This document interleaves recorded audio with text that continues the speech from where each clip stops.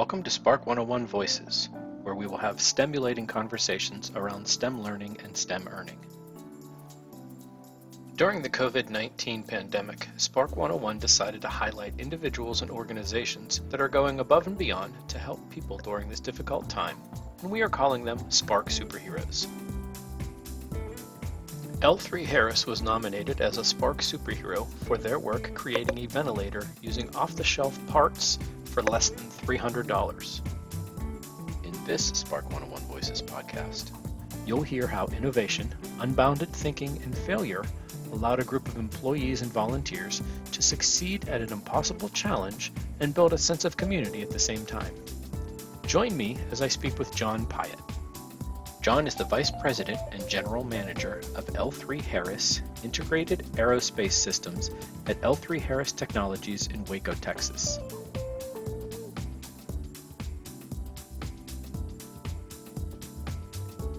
He and his team are also Spark Superheroes.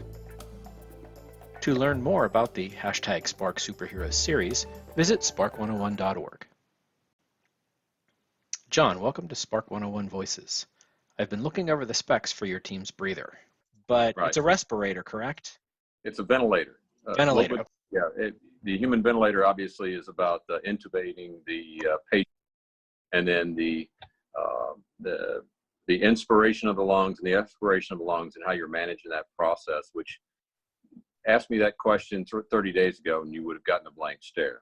Well, it's really not your wheelhouse, is it? No. We're an aerospace and defense company, and we focus primarily on aviation platforms, large aircraft, small aircraft, but mostly large military aircraft. So that's the business that we're predominantly in. Matter of fact, I run an aerospace facility here in Waco, Texas.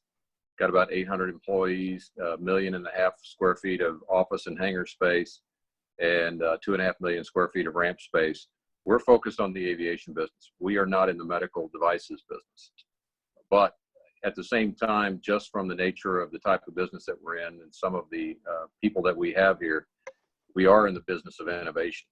And that's what's opened the door for us to participate in this activity.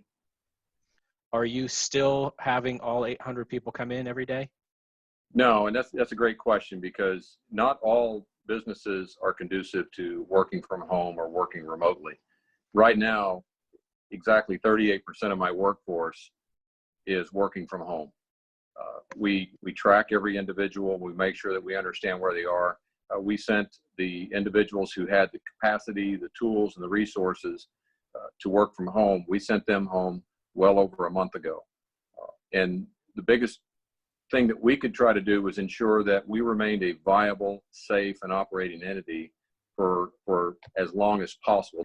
The other thing that we had to take into consideration, which I absolutely firmly agreed and supported as we talked about layers of protection and security for our people in our facility, was also doing our part to flatten the curve within the communities. We talked a lot about families. We talked a lot about making sure that we were doing the things that would protect our employees and allow them to do their part to protect their families. Are there any extra special steps that you have to look at that you can talk about with us about, okay, now this guy or this employee is going to work at home. They're still dealing with, I would assume, levels of security, secret, and things like that. How does that go into when you're looking at where you can put personnel? Well, we can't compromise any of our classified activities whatsoever. And that goes true for all of the other businesses in this industry.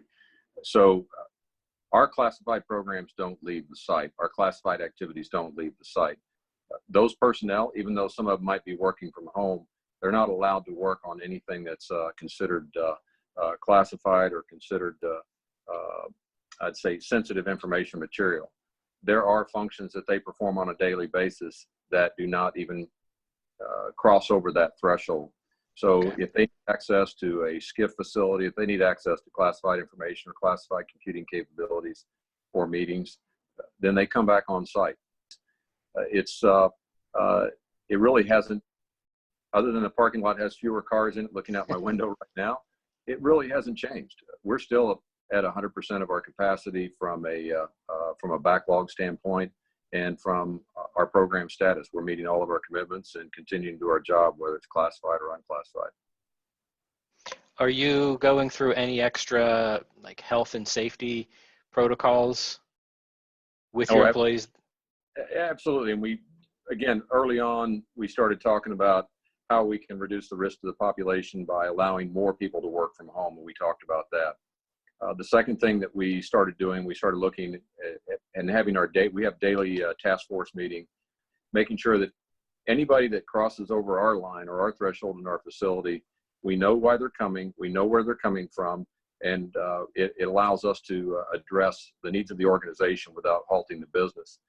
In addition to that, on April the 4th, I have an upholstery shop here in our facility as well, which supports interior linings and interior fabrication for aircraft. Converted the upholstery shop into a mask making shop. We needed masks, much like so many other companies in the world. We had masks on back order for our employees with no idea of when they would arrive. Matter of fact, I was told we had 14,000 masks that were going to be here on the 15th of April. So I met with my operations lead and I said, you know what? I appreciate the fact they've got them on order. I don't trust that the orders will be filled.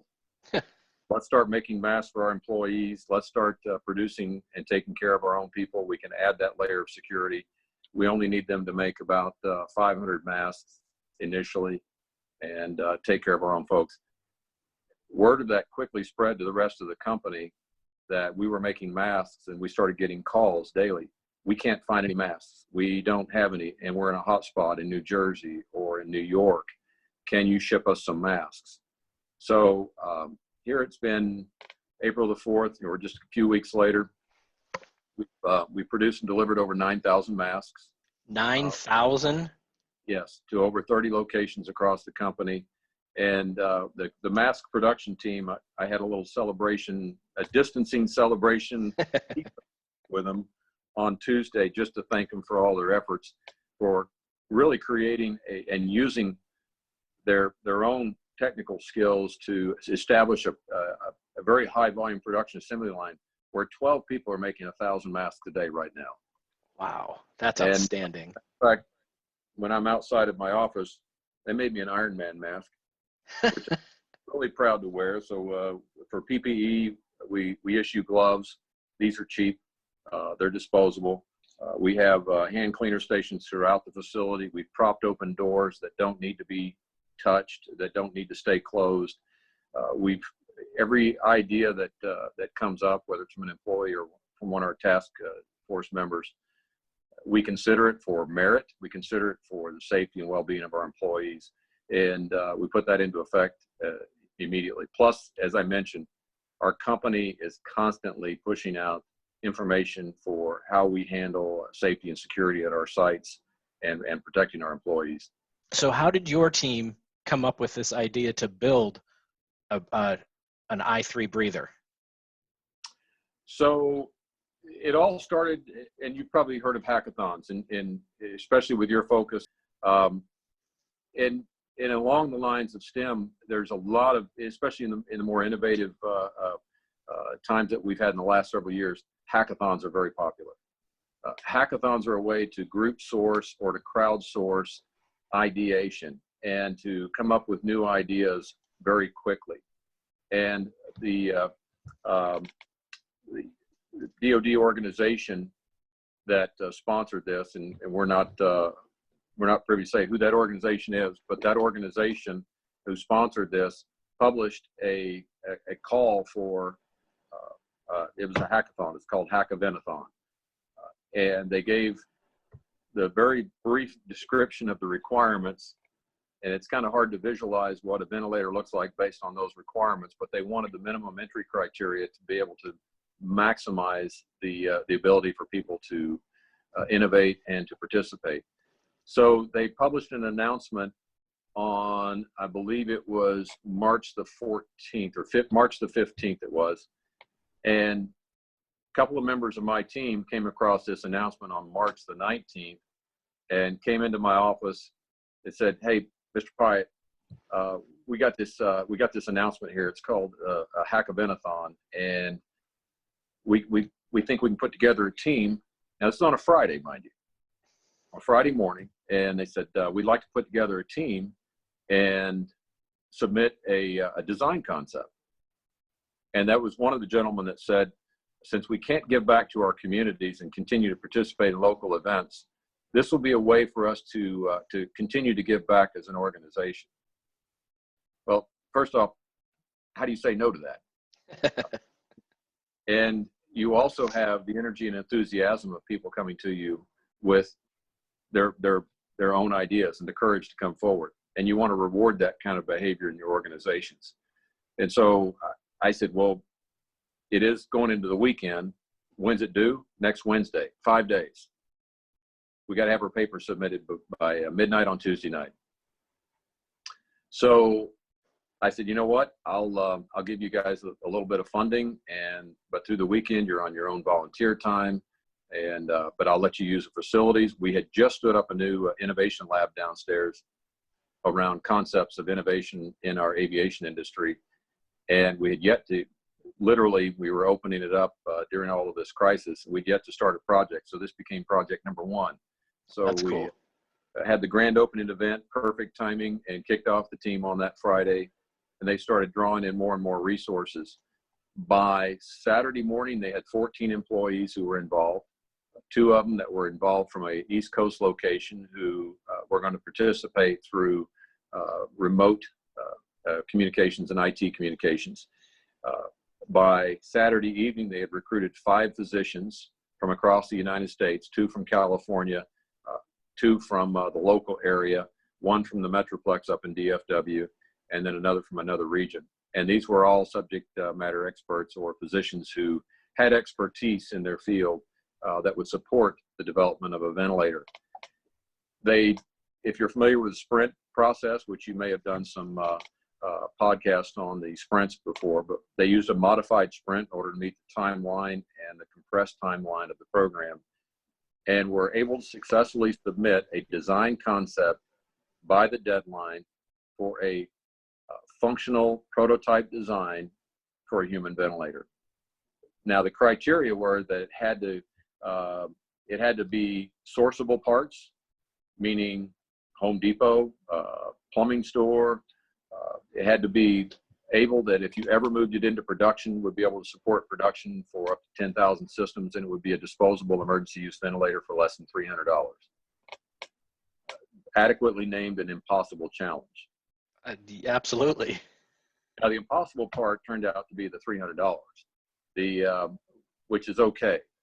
The amazing thing was they were able to submit a design concept that of 172 submissions was listed in the top 5 at the end of there was a week-long evaluation period.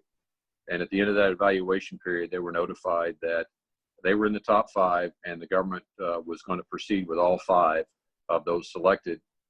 Again, the idea that if you only picked one, your probability of success is diminished. If you pick all 5 of them and keep pressing them forward, there's a lot more opportunity for success, either through some of the component development that could be merged into another system, or one or more teams might be successful with their design concepts. So pretty amazing that from just coming forward and saying we have an idea and putting the team together, that by the time they submitted, they had a winning solution for the challenge.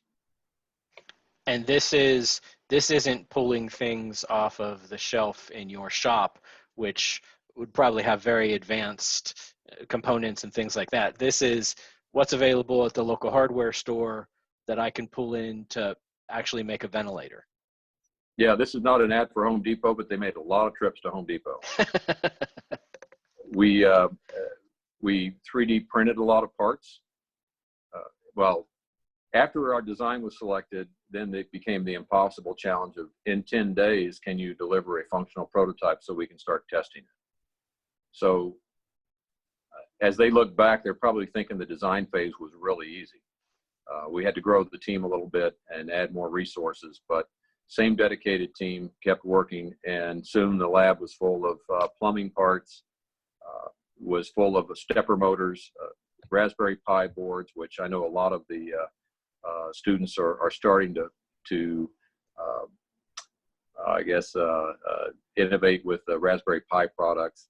Yep. Some components that were easily sourced and easily integrated. And then it's pulling the rest of the team together, the software engineers, the electrical engineers, mechanical engineers, who could collapse on the project and help rapidly solve problems. There was a tremendous amount of fail fast in the first 3 or 4 days. Getting the feedback that you're in the top 5 and we want you to make it, that just had to, for you as the boss, that seems like, man, my guys are doing great and they're excited, and it's just going to keep the innovation. And do you see that as something that helps push your other jobs and other tasks forward more? Oh, absolutely. Matter of fact, their effort was inspirational enough as it was that they took on this challenge from a lack of knowledge or background or understanding of the mechanics of a human ventilator system. And then quickly, as we took over almost the entire downstairs lobby and turned it in, because we had to bring some folks in and out, and it also is adjacent to our innovation lab. We needed that space now for them to start, as they did a lot of distance working. We needed that space for them to be able to spread themselves out and collaborate. It quickly became noticed that we were routing our employees around the other door because of the task force that we stood up in the lobby to work on this project. And then the buzzword got around. After they were selected, then it quickly became an overwhelming amount of support all the way up to corporate. It's one of those things where it gets a small line in a weekly report that turns into, what are you doing? What is this about? Why are you doing it? Oh my gosh, tell us more. We're excited. Matter of fact, I was really surprised how quickly corporate latched onto it. And it was, what can we do to help? What can we provide you? How can we help? The local community, because we were working with Baylor, who was one of our, we had a Baylor student on our team as well. We did the outreach to Baylor early on. And because we were working with medical professionals from the local area, we were engaged with the city. Personally received letters from the mayor, the Waco city manager, the Waco Industrial Foundation, who immediately offered us a grant to support our work, which we don't need to take money from the community to do this, but it was an incredibly generous offer. The Chamber of Commerce, the Economic Development Committee have all sent letters of support, personally asking what else they can do within the community. We received support from our McLennan County judge, who offered the McLennan County support where it might be needed. And it went all the way up to our congressman, who sent us a letter, and then topped it off with our employees, with providing them all a letter from Governor Abbott personally, commending the team for having achieved this milestone success and being selected just to be a part of something that helps solve problems. And so word quickly spread, and that in itself brought a lot more sense of pride to the people here at our site and our employees. And that became a motivator on so many different levels.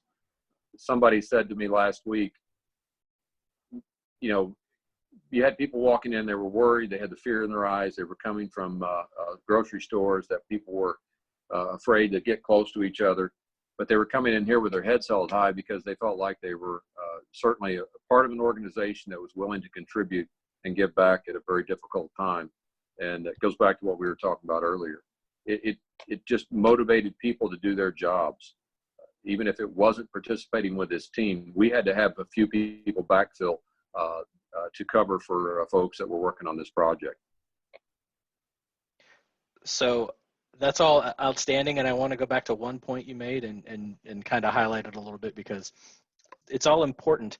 But this specific part, who offered you a grant? Waco Industrial Foundation. And you were is an organization here in the community made up of businesses that invest in growth in our community. And the Industrial Foundation quickly offered us a grant for $25,000 to support our team's efforts. And what was your reply to the grant? Well, I've got the letter. The reply was thank you. And right now,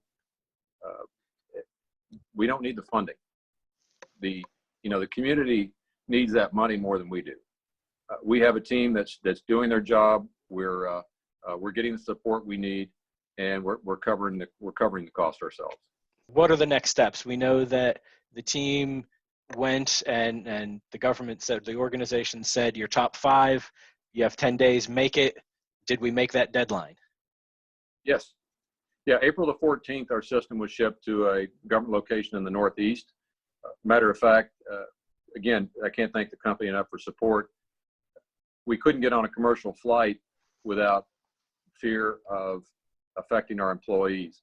So the company arranged a private jet to fly our systems and 2 of our support personnel, again, just to minimize the risk or impact of them traveling through a commercial hub.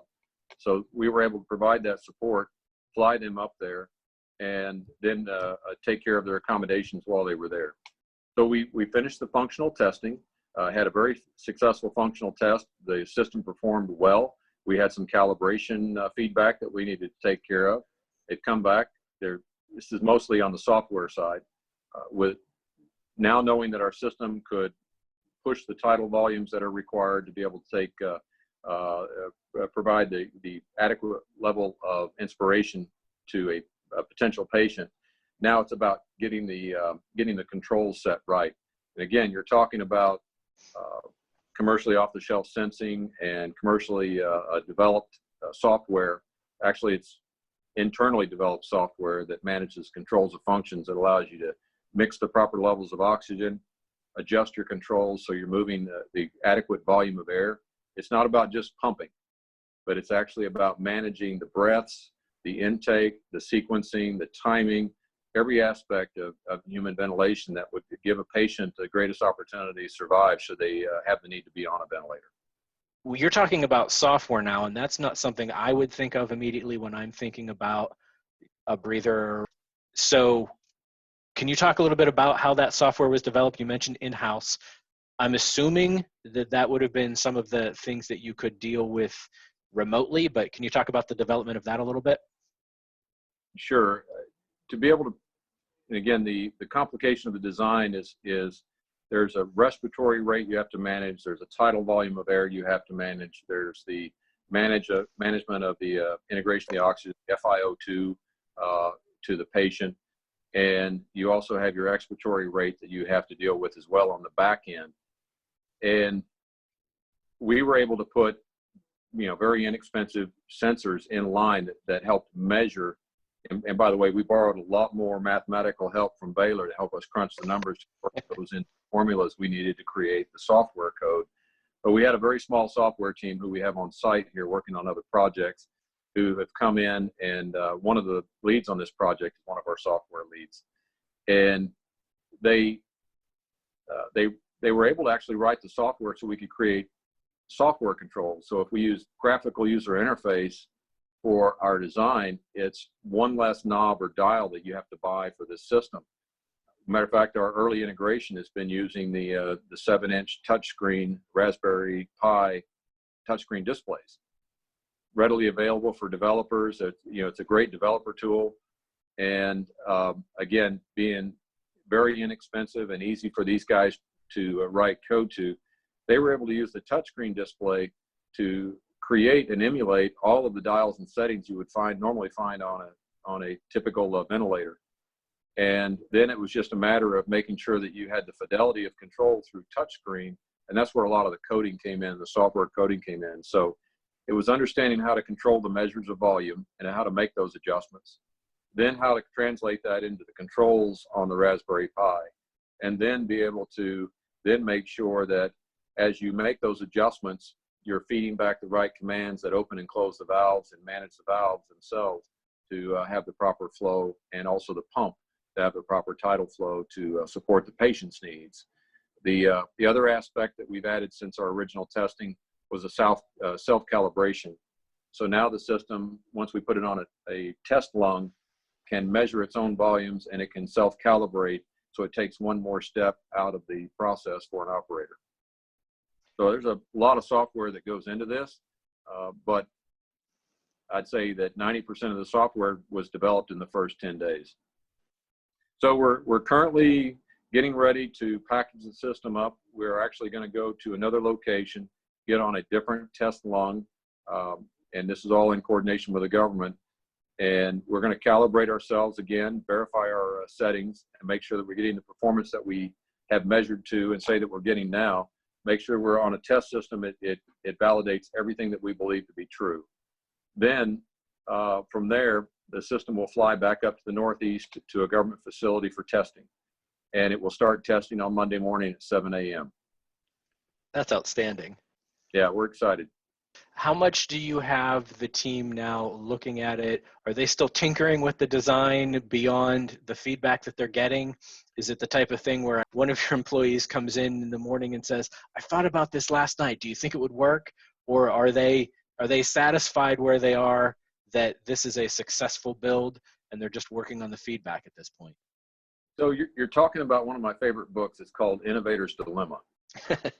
And if you haven't read it, I would suggest you do. It actually was far before its time, but it talked about this very issue or challenge when you're developing a product. And it's not knowing how to establish your on-ramps and off-ramps or your exit criteria for each phase or each stage of development. Otherwise, that death by 1,000 paper cuts or the other challenges you face from the good idea, I hate to say good idea fairies because these guys are brilliant. And they do have a lot of good ideas.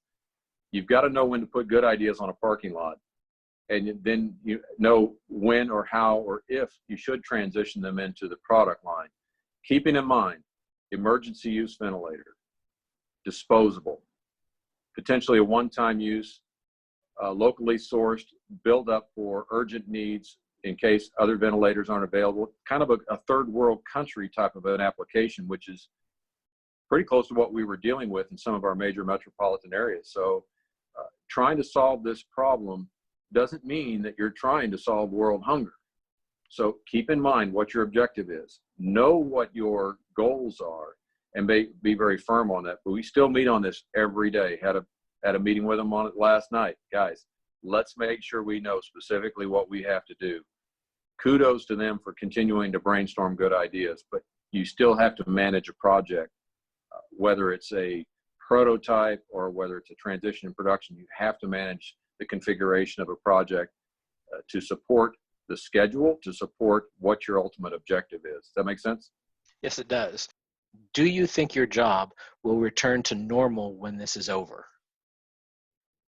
It's a great question.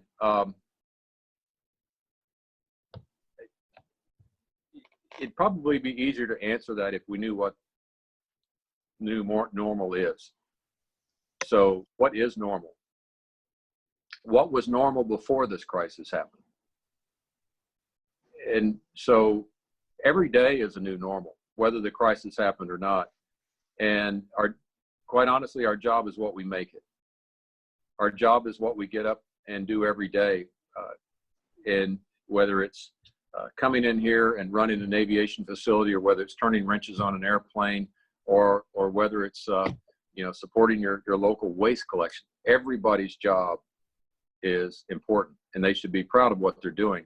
What we don't know is what the new normal is. And again, I'll go back to saying, the new normal is what tomorrow brings. So my job tomorrow might be slightly different than the job I had yesterday, just like taking on more and more of these COVID issues and responsibilities as a leader of an organization. But tomorrow, it's still my job. So if I look at it as my role and responsibility, and I'll even equate it back to what I said earlier, reminding our people that by protecting themselves and by protecting the people on their left and on their right at work, they are protecting their families, and they're giving back to their community even when we can't give back in other ways, by ensuring that we're a viable operating entity. That's our jobs. So the key to a future new normal is, what are we doing with the lessons learned? How are we applying those lessons learned from what we experience today? And how we're adapting those changes and putting in place the effectivity of those lessons learned to accommodate not only the impact from COVID-19, which we're going to conquer, but what's the next challenge?